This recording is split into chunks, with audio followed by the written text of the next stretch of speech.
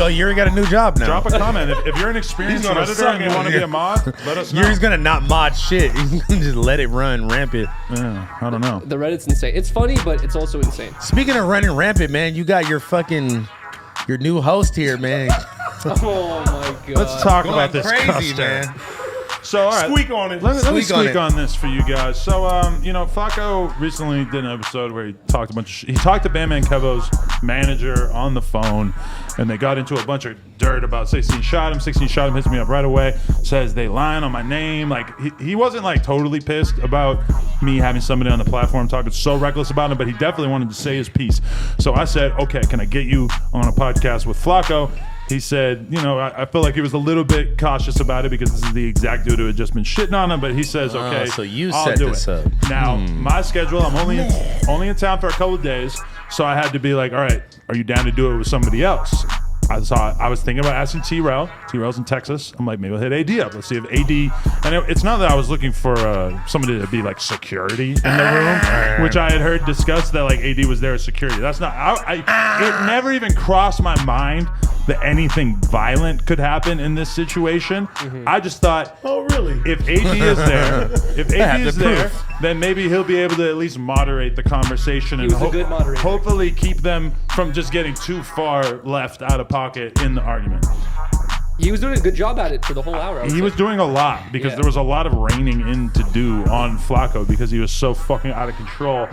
I feel like as a podcast host, if you are going to sit down with someone and do an interview with them, it's kind of like expected. It's kind of your duty to show them a certain amount of respect. I think coming out the gate with the name calling and the just super aggressive shit was He didn't even introduce him yet. He didn't have like a seed of like, oh, cool, we're on the... I've never seen somebody... Honestly, I've watched so many contentious podcasts where people have blatantly been talking shit about each other and then they get into the same room together and all of a sudden it's a lot less aggressive. It's like they go into it with good faith to try to get to the bottom of the issue. Exactly. It did not really feel like a good faith endeavor on Flakko's part. He's calling him a clout chaser and a fraud over and over and over. I think Flakko crossed the line. He said, suck my dick. Like, you can't say that kind of shit to a street dude like 16 and expect him to not do something. Now, normally in any given situation, if we had somebody on the podcast and they spit in the host's face, it would be like, we're never going to fuck with you again. I don't like you. You're a piece of shit, whatever. I don't feel that way at all about 16. I think Flakko was kind of asking for it in that situation. If anything, I feel like, him spitting in his face was probably kind of nice compared to like just clocking him in the jaw, which is what I feel like a lot of other people would do. So yeah, it was intense. I think Flakko, if he's gonna do another episode like that, it can't be that negative out the gate. It can't be, and it felt like it just wasn't even really making a lot of sense. No. Yeah. Like a lot of the stuff he was saying where he was just really railing against 16 for interviewing this dude who ended up calling Bandman Kevo a snitch, right? This guy's like on his case. To me, that's enough of a reason for you to be able to have a fair perspective on him, right? Flakko just keeps saying this guy's got 10,000 followers. Yeah, it just keeps calling him a nobody over and over. I'm like, what is the point of pointing that out over and over? That doesn't invalidate his entire perspective. Now, if it was just a guy who didn't even fucking know Bandman Kevo and 16 gave him an interview to talk shit about him, that I could see being a problem. That doesn't make a lot of sense. If you're going to put somebody on a platform to talk shit about somebody else like that, they need to be coming from some position of authority, right? Okay. They need to have been around them or had something to do with them.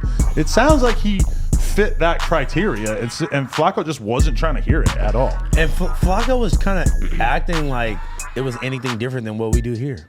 Yeah, right? Like, that's exactly what we all do. Or what he does. He fucking does these stories talking about people that nobody ever even fucking heard of. The shit was so crazy. And like, since day one, since he got here, all I've ever tried to do was like, hey, bro, like, I ain't trying to tell you what to do, but you know what I'm saying? I don't want nothing bad to happen to you. You've been doing a good job at that, AD, honestly. But I've been telling them, fans been hitting me up. You trying to control Flakko? He's not afraid to talk to this. And I'm like, yeah, all right, niggas. y'all really don't understand like what can really happen in certain situations.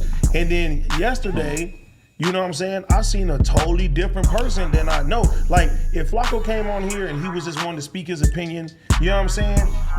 then it's cool. I'm not gonna be mad. I ain't gonna let nobody like beat you up because you sitting there just giving your opinion. But my nigga, you was that nigga turned to a whole nother individual. If we just wanted content and we were perfectly happy to see him just crash out, then we would be encouraging stuff like what he did yesterday. Yeah. I think yesterday, we're lucky that we have such a good relationship with 16SHOTEM that he's not going to hold it against the brand, but a lot of people would not be so kind. Yeah. That tone that he took with him, if he were to have had a similar situation with like, you know, a friend or a person who had beef, like I could think of all kinds of people in LA that if you had had that kind of conversation with them, they would have beat your ass. Like they wouldn't have waited an hour either. Like I think 16 showed very good restraint. Oh man, Spit he was is cool I was the whole impressed time. by him, honestly. Spit is the worst. And bro, his homies got up, bro. Like, and honestly, they were supposed to beat the dog shit out of Flakko. They supposed to fire on me too for saved jumping in the way with him. Like, you know what I mean? And the whole thing is that after the shit happened, we go on a Monday show.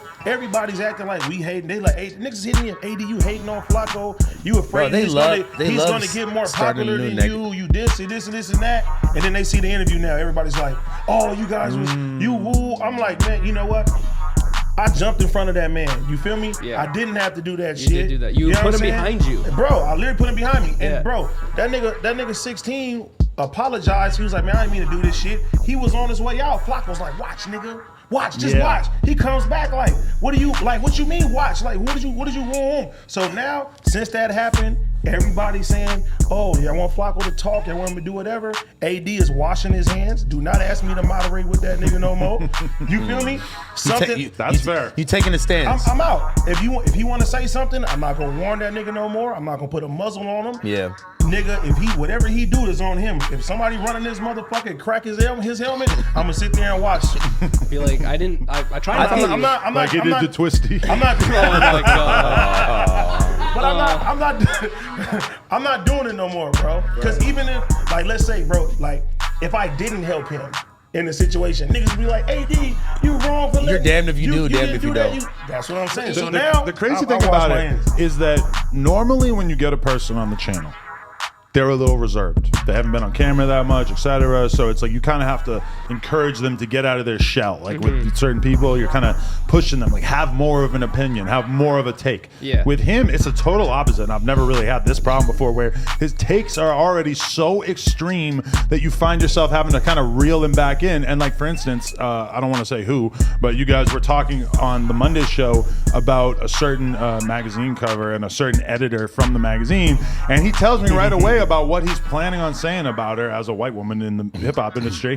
And I told him, and luckily he took my advice and I didn't hear him really saying any of this shit on the Monday show, but I was like, don't make it personal with people in the fucking media world unless you have something really fucking good to go on. Because if you're a woman who works at a media company in hip hop, realistically, as a magazine person or whatever, and someone who's not asking for fucking thanks, I mean, you don't see her contribution of working on this legendary hip hop magazine. And yes, they might not be in the dominant position that they always were, but I was like, bro, do not fucking make it a personal attack with her. It's not. There's not a reason for you to do this. Like, you have to pick your battles wisely. And the shit that he was popping with 16 was just way over the top. Didn't he tell that nigga, I can press charges on you? I'm like, what? Yeah, you can't. How are you gonna mix that with also saying like I'm gonna beat your ass? I beat your ass. Dude, and honestly, I beat your ass, then press charges, nigga. What's up? That's messy. you know what I have to say about what AD had just said? Like, I feel like a lot of people, including me, originally I only saw the end of it, right? And you can come to your own conclusions, whatever it is that watching the end of it. Today, I watched the full interview because it dropped today. I watched the full thing. And dude, if you watch the full interview, you can tell that 16SHOTEM got to this point where he's like, he didn't say it, but he was like in his brain, he was like, agree to disagree. I'm just not gonna say anything anymore. Flakko kept, like you're saying, kept going with that narrative of like, cloud chaser, cloud chaser, he cloud wasn't chaser. antagonizing. What It's I like, seen in his agree to phone, disagree and end what I it, seen you know? in his phone was not like nothing that I didn't even want to throw Flakko under the bus. You feel me? So when I was looking at the shit, I'm like, all right, like you ain't making a good case right now. But look, you know what I mean? I'm gonna try to move the situation somewhere else. Yeah. But look, Flakko's whole point was saying that when he was texting who he was texting, that he said 16 spot him instead of 16 shot him, and that's why the person was like, who? No, he said that. That's not what he said? No, the context of it was the streets and people been telling him about 16, right? Yeah, and then he said that he hit the nigga didn't hit him up. Flakko hit the nigga up and was giving him information on 16 out of nowhere. And I'm reading the shit. That's why I asked. I was like, bro, you calling me a liar? I'm reading him telling shit about 16 that he knew nothing about. And the niggas responding back like, who is this? Oh, I see. I follow him. And then he keeps saying pedophile to 16, and then 16 like explains his situation, which I think he had already explained on the interview and stuff. And it's like, I mean, why even start out with the fucking accusation? Like, that is so extreme to be going there with it. That doesn't have anything to fucking do with the situation that we're talking about in this situation either, right? Like, I don't know. I definitely wasn't stoked on Flakko's. Like he made some very viral content. Okay, good. Sure. That's Hands good. down. super viral. Hats off to you for that.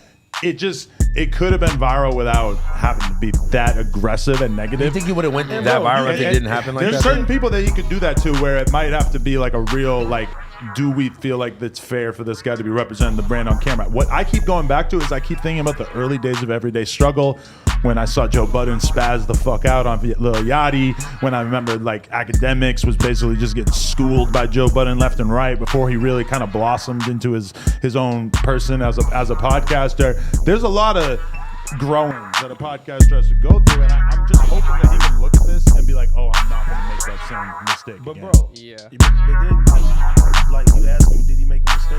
And nigga gonna post on Instagram, I never seen a gangster turn down this. I'm like, bro, why are you still talking tough? Thug life. I'm like, bro, do you not see the comments? Do you not see the people saying that you was wrong? He still don't think that he did nothing wrong. So a person like that, you can't talk to. You just gotta let them crash and burn on their own. I think everybody should stop telling him what to fucking do. Let that man talk his way to whatever it is he gonna get. We've all tried to individually have a talk with him, I'm pretty sure. People don't even know how bad it is though, because there's been like a couple of different like news videos that we filmed that were just him talking into the camera. Oh man. And I was just like, this can't is even put this out. not coming out. This is way too aggressive. This is like a big no jumper logo, one dude, and then it's just wilding. And I'm just like, it comes off different when it's Flakko and T-Rail, or Flakko and AD, or Flakko and Adam, and you have somebody kind of reining them in and giving an alternate perspective and everything. I think that even when I think about Selena, nobody was mad about me just interviewing Selena. People got mad when it was Selena.